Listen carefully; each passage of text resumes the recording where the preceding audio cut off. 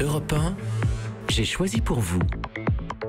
J'ai choisi pour vous ce matin un poilu. Il s'appelle Jean Soulagne et c'est une de ses lettres écrites le 27 mai 1915 que les policiers marseillais ont retrouvée lors d'une perquisition dans le 5e arrondissement de la cité phocéenne. À l'heure où la nuit passe au milieu des tranchées, ma très chère Augustine, je t'écris sans tarder.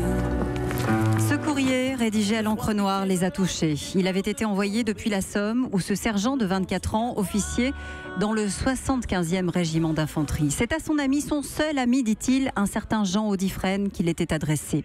À l'intérieur, le matricule 3336, sergent Fourier sur le front, lui demande une faveur. Je connais votre cœur et je n'hésite pas à lui faire un appel. Vous ne refuserez pas le pénible service en cas d'événement grave, d'avertir ma famille et ma fiancée qu'avant de mourir, après avoir donné ma vie au pays, mon âme, je ne pense qu'à eux et leur envoie mon adieu suprême. Quelques lignes prémonitoires, car c'est bien à Ébuterne, 2 semaines plus tard, que le sergent va tomber sous les balles ennemies.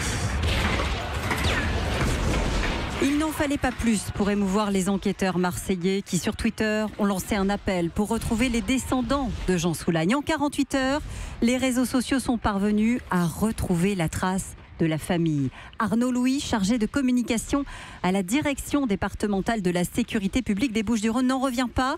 Il s'était lancé dans ce qu'il appelle lui-même un Cluedo historique. Et en 2 jours, toutes les pièces du puzzle se sont assemblées grâce aux passionnés, grâce à la solidarité, grâce aussi aux généalogistes amateurs qui ont découvert son acte de naissance, puis ses 5 frères et sœurs. Les investigations ont conduit jusqu'en Bourgogne. Le nom d'un parent éloigné a pu émerger. La lettre devrait lui être remise en main propre 103 ans après avoir été envoyée. Europe 1.